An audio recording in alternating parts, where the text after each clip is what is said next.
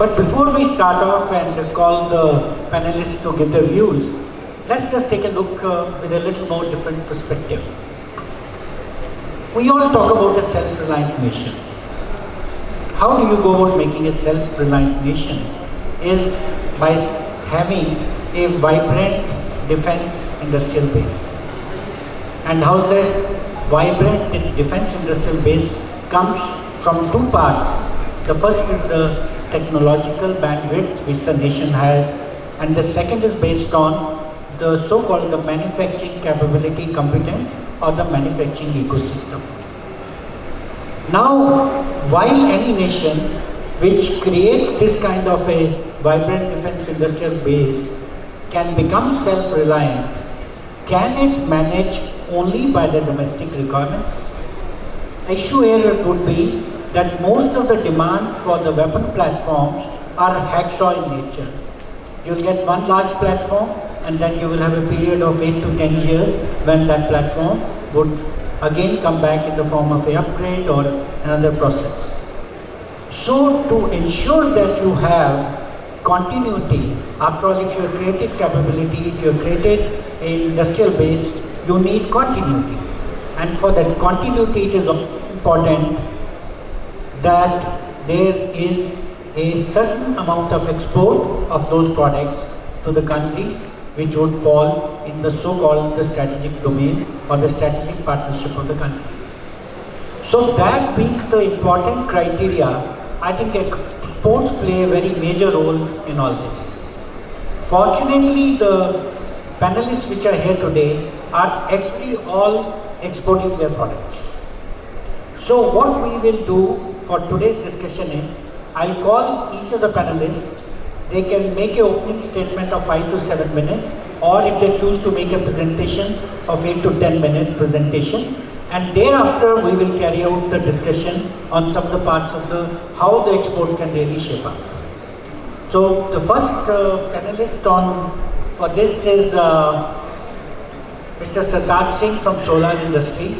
So Mr. Sartaj, we give you about 7 to 8 minutes. Please give your views on the subject.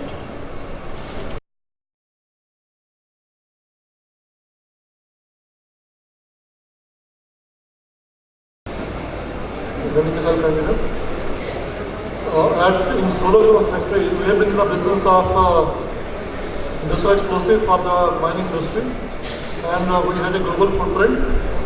And then it was a matter of common knowledge that India has been the largest importer of defense goods, and there has been a complete critical shortage of ammunition in the country.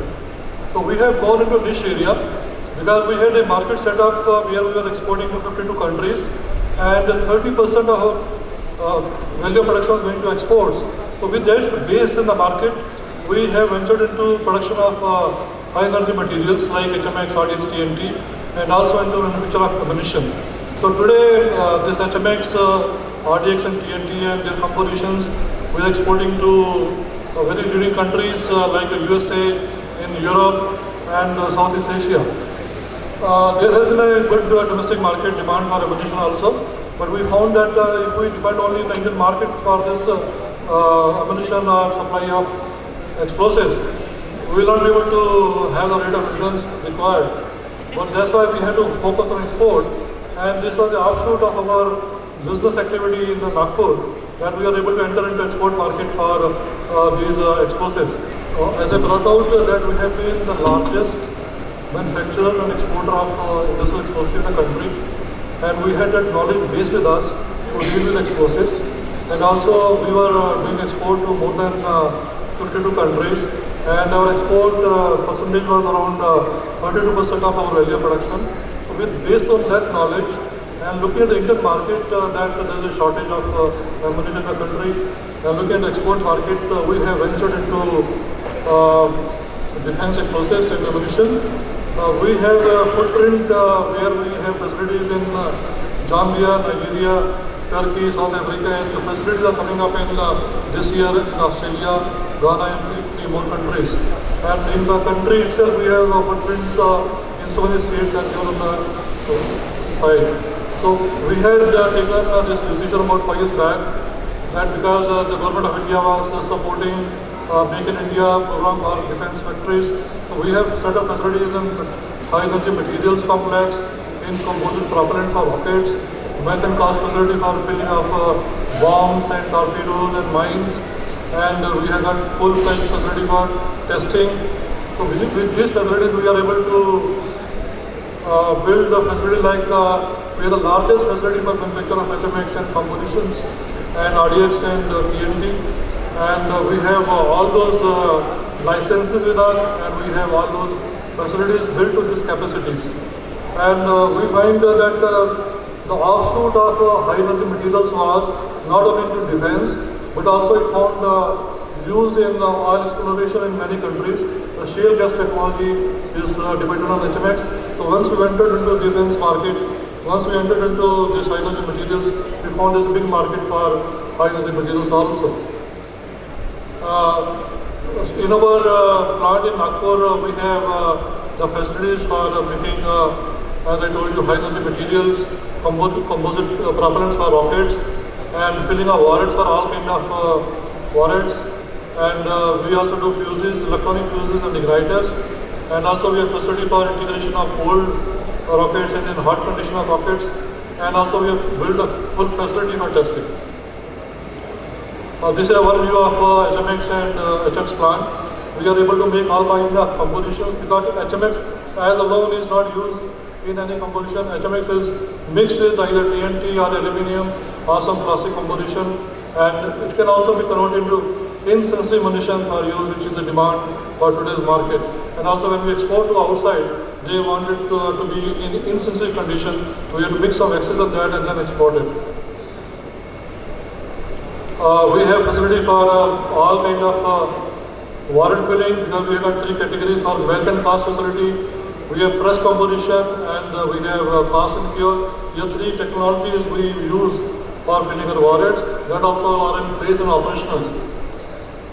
We have complete rocket assembly building, and we are right now making various kinds of rockets for which we have taken technology from DRDO, and also we have also established some rockets within our complex and meeting the requirement of various DRDO labs like DRDL, ARD, TBRL.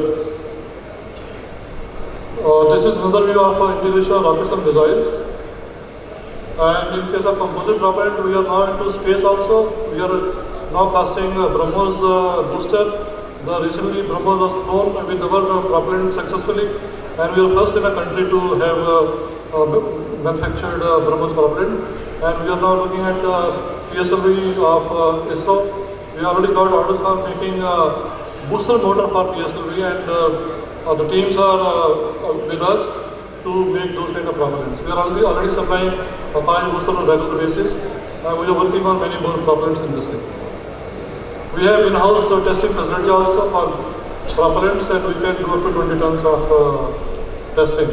And I told that we have kind of filling facility for air bombs, for missiles, and torpedoes and artillery shells. Right now, we are working on Pinaka propellant and Akash booster, also propellant, RTNS for and BBD also. This one product, we are the only company in the country which has successfully established this product, and we are ready to supply to Indian Army and all the armed forces. There is a requirement from Navy also, from Air Force also. This is a multi-mode with defensive mode and defensive mode, and this is a home-grown solution where we have done hand-holding with DRDO. DRDO has given us a basic design, and then we have contributed also from our side. In this design, because we have to achieve very close window of 1 second only, 3.5 to 4.5 seconds, which is not possible by manual filling and pressing. We have imported some state-of-the-art machinery for filling and pressing, so that we are able to fill and press in very, very close tolerances, and we get the timing of explosive in very, very close tolerances. This is we have added a lot of value into this product, and we are ready to produce in very, very large quantities. And we have got all kind of testing facilities like 6 WB X-ray to test all kind of composite propellant of diameter as big as 1 meter diameter. We have an R&D center because once we get a composition requirement, not only that we can just do the printing of that, but we had to develop those formulations to meet end requirements. So that is also available in hand, and we are a couple of doctorates with us who are working to develop these compositions. Our future products are as well as in industrial explosives. Also into defense, we are working on BMCS 122mm rocket, new family of mines. There are 5 mines which have been established by DRDO. We have got TOT for all the mines, and we are already developed the production of these items. And in 2 mines we are working with Bharat Force. And we are shall be getting technology for new family of air bombs, GP250 and GP500, and we will be filling those bombs in our facility, which is called melt and fast facility. We are ready to supply explosive reactive armor, thermobaric ammunition, and tank ammunition for 125mm. We are looking at the environment and CRS activities, and we are working with many leading companies of the world. A lot of foreign OEMs are coming to us, and we are talking to them. And because there are certain advanced versions where we don't have that knowledge to start from scratch and produce them. So we are working with leading companies to give a state-of-art product to our Indian Army.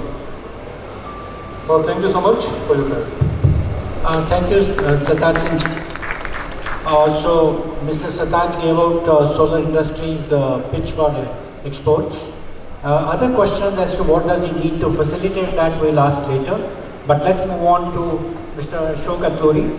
Ashokji is a good old friend, and let's hear him talk about his company.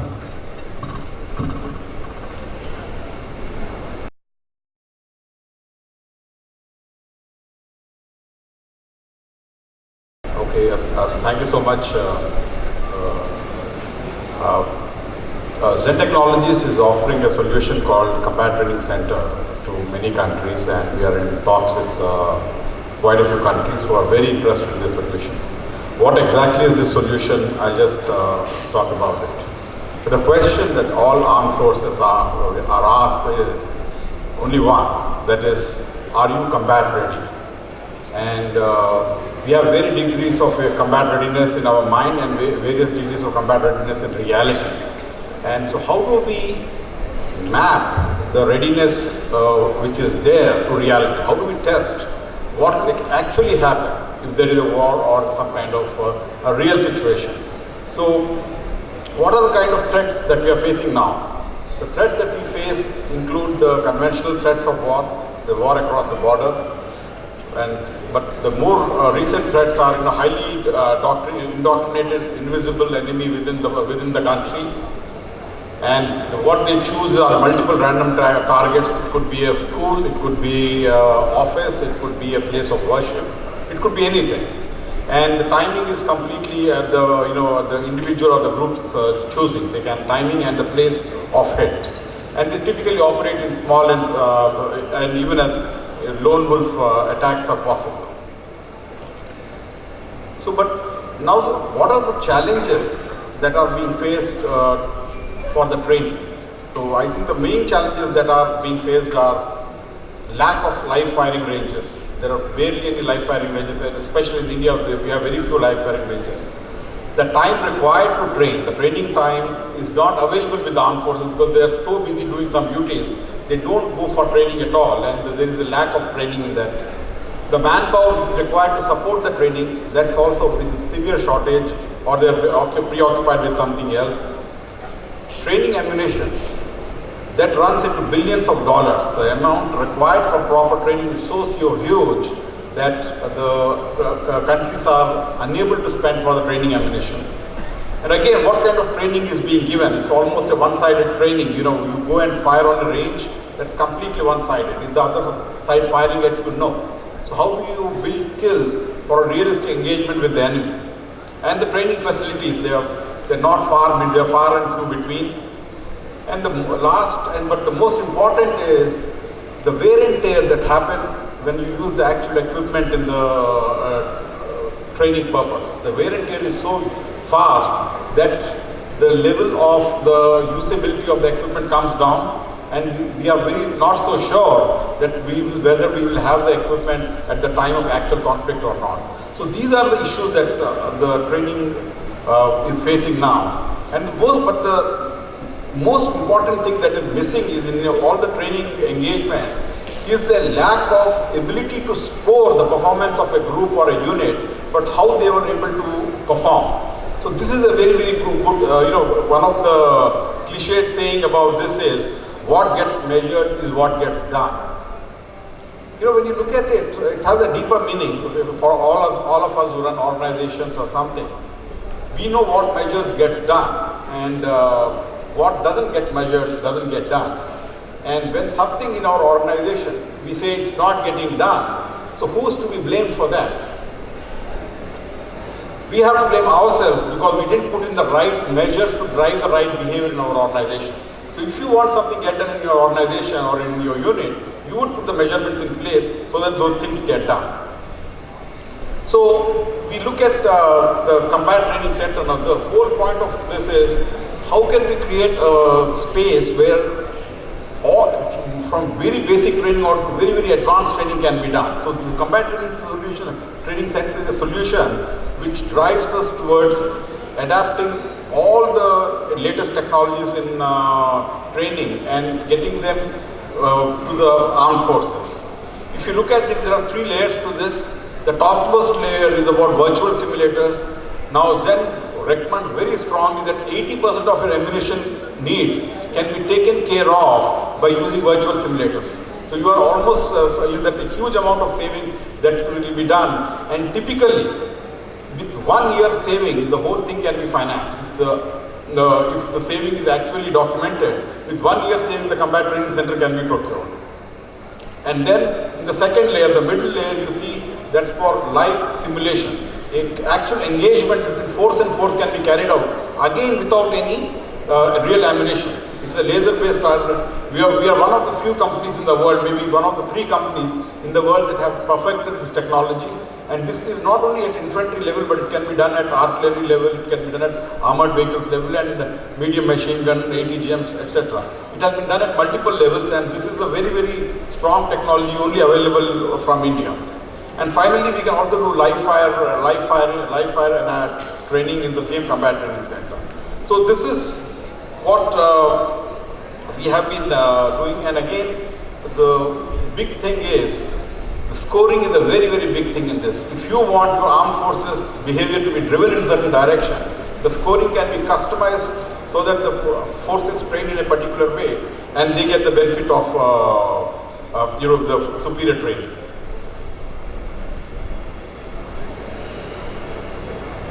So this is one of the simulator called Tactical Engagement Simulator for live simulation. And we have, and this Combat Training Center could be anywhere from 1 by 1 kilometer to 30 by 40 kilometers, depending on the requirement of the specific force. And it could be from 30 people to 5,000 people engaged at the same time. And it's actually, there is theoretically no limit to how many people can be trained at the same time. This is one of the things that has got a lot of traction. A lot of foreign countries are asking for this particular product. This is a containerized shooting range. It's a 40-foot container, but you can practice live firing. It's not a simulated firing. You can fire live bullets of up to 300-meter range in a 40-foot container. That we do that through creating targets, software targets, and it's being used in Delhi airport and there's a lot of interest from key installations where soldiers need to get trained on the weapons, but they're not being trained for some reason or the other. So this is actually getting the firing range into your unit or your office. Again, so how do you overcome the challenges? Zen offers more than 50 products that covers everything from infantry up to artillery, and even air to ground ranges are there. The training is aided by state-of-the-art artificial intelligence data analytics. We have cut down the time in some of the training exercises by almost 70%, and the training is without affecting the training. Very, very, again, training on high-risk systems because there is no risk, high-risk tasks, emergency procedures can be done very well. And again, even regular armed forces can be reoriented in training towards CIA and CT tasks, counterinsurgency and counter-terrorist tasks. Again, the reduction in the training time is significant. The ease of training, smaller training area. If you were to fire on CTSR, it would take about 10 by 5 meters.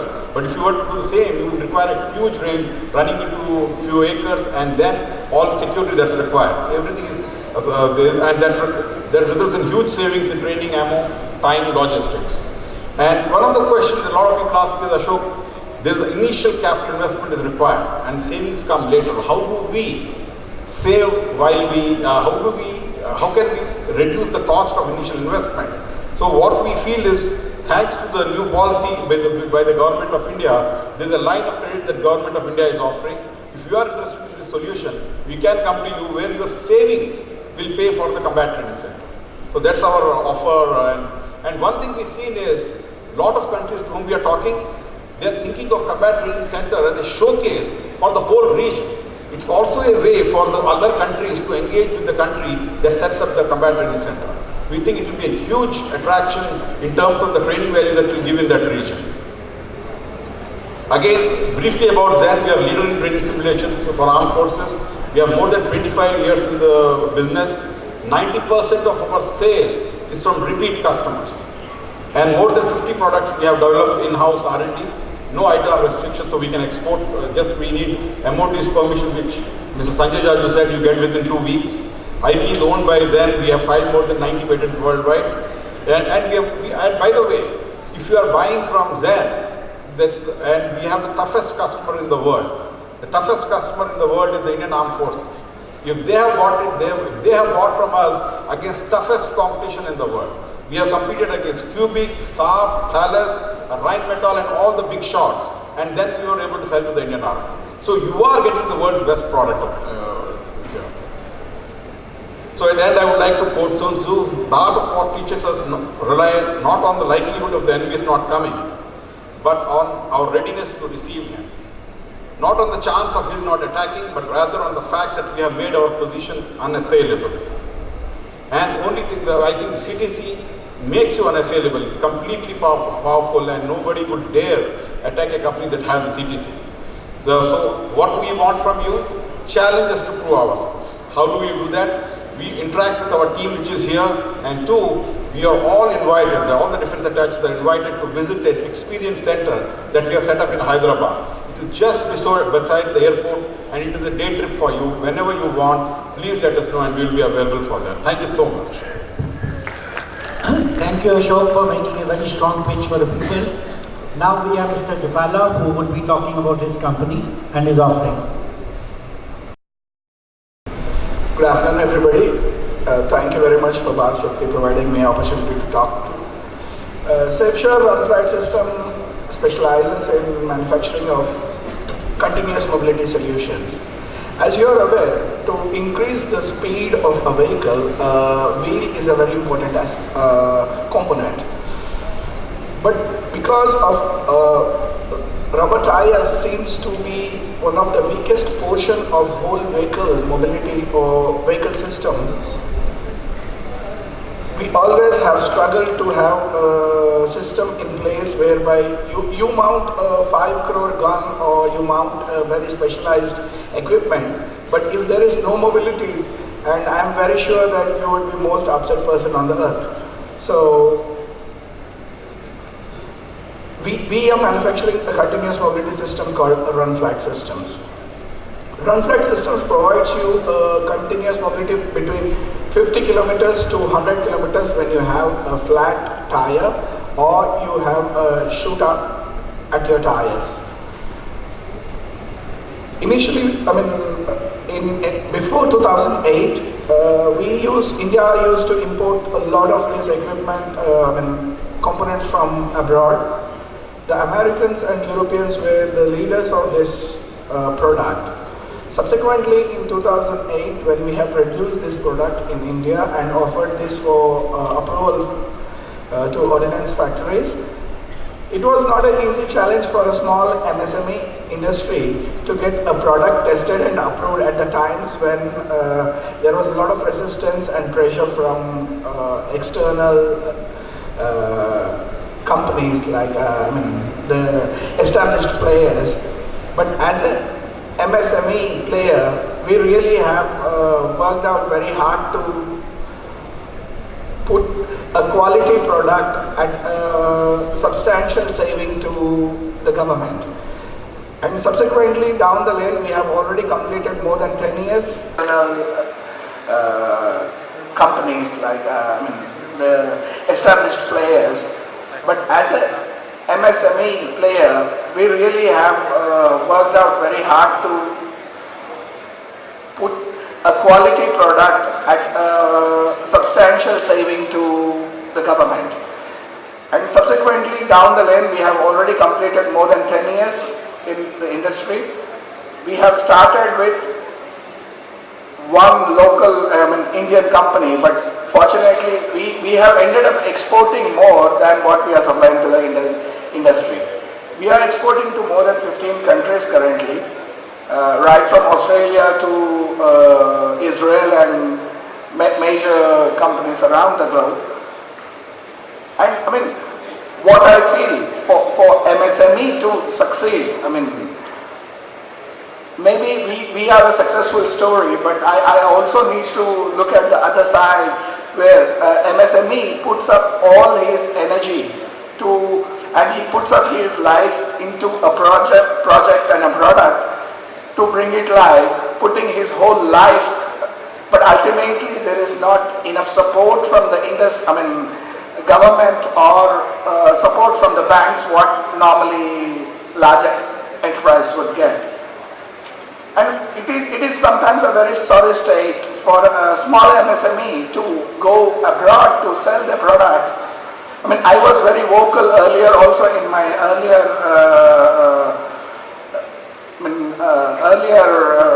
where we have already always said that the MSMEs needs the most of the support from the buyers, like if I would have sold it to an Indian Army or somebody who can vouch for us in a trade fair, or how they are going to help us. Because India has very great ambitions to be a net exporter of defense products. But it is my strong feeling that unless they have nurtured the MSMEs to a level where MSMEs can create miracles. I mean, you have saw so many industries around in IT where a small startup transforms into such a huge global chain like a Google or other industries. But in manufacturing, I think unless there is sufficient and substantial amount of support from government and also from the larger organizations within the country, I think MSMEs can produce very quality and high level of expertise products, but all the support and systems will definitely make them a successful story like what SafeSure is today, exporting to more than 15 countries. Thank you very much. Thank you. So one point which stands out very clearly, that if you want to export products, you need some kind of endorsement by the Indian Armed Forces of that particular product.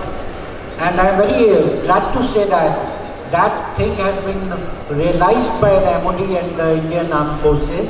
And today at 2 o'clock, there is a ceremony where some of the equipment which had participated in the trials and successfully completed the trials, certificates are being issued which can actually encourage export of those items. I am aware about this because we are receiving one such certificate for one of our vehicles which underwent trials recently.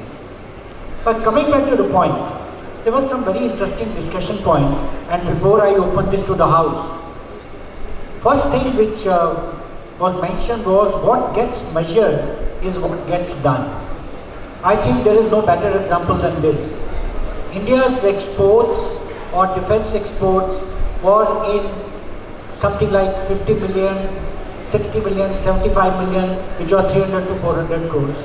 And suddenly you find we are now talking about 11,000 crores. How is it that all this sudden change took place?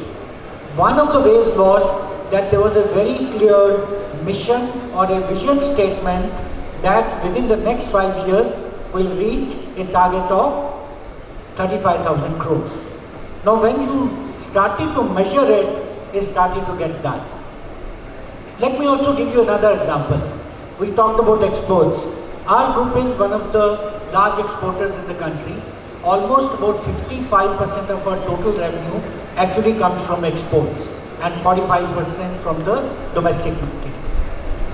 The key thing which really enables, and this was touched upon by Jen Patel and Mr. Jaju in the previous session, that a lot has changed. And I can assure you, just about 5 years ago, we were sitting in a seminar where MOD said that exports is not our criteria. We belong to a country which has had leaders like Mahatma Gandhi, and we would like to remain so-called a country which does not export government products. From that to this change today is a drastic change. Second example, DAs 5 years ago, when we used to approach them that we want to sell this product in a country, he would say, why are you coming to me? This is not my charter. From that, all DAs or designated DAs are actually visiting private sector industries to get familiarized with the Indian products so they can help selling it abroad. So a lot has changed. But before we open this to the session and to the people to ask their views, I would like to ask all the three panelists who have been exporting defense products to say one change which they would demand or want from the establishment which can actually help them increase their exports by multiple of 2 to 3. One change only. So let me start by Sataji. What one more help you need from the government or MOD which can help you double your exports? You can take this one. We find government is quite supportive in granting licenses for export of high energy materials, and they have been conducting meetings every 3 months to interact with the industry to find out what best they can do to help in exports. Every time we apply for license for export of explosives, every application is seen de novo. So we have been requesting that when there is a repeat export requirement to the same country for the same item, we should go through automatic route. There should not be a waiting time of 3 months time. Sometime when we are negotiating with a company for a few months and there is a delay on giving the grant of export, that country loses interest. So if the time factor is most important. I think a very important point brought up by Sataji is that every time you make an application, it is looked de novo. Rather than looking it as de novo, why can't we have the precedence of that particular item or the product and the sanction is granted? I would recommend that as part of the recommendations, like what was given right in the beginning, we could sum up these suggestions and probably put it across in the form of a paper to the MOD. Coming to Ashokji, what is one change you will ask for if you want to increase your exports? First, I would like to say that there has been a tremendous amount of shift in the government attitude. It's about 179 degrees. So what's the 1 degree missing is because he said we have to ask one thing. I would say that there is quick access to finance. If some country says that they are interested in this, the turnaround time for finance, the government should be very, very short. So the point he is making is that while we have lines of credit, while we have the money, but actually to get that line of credit becoming an opportunity is still not happening in that quick way. That is the feeling which we were also getting when we were doing that. I am sure that will help a lot. So the second point is there has to be a very close coordination between MEA, which controls the lines of credit, and MOD, which actually helps in putting this export across. So we could be the second suggestion. Coming to you. Yeah, what I feel like, for every export there is a substantial amount of input, and to get this input we have to apply for license and other things. When there is a genuine exporter who has a very good track record for exporting substantial amount of exports and generating enough revenue to the country, don't you think that there should be some privilege for an exporter also to import the relevant products.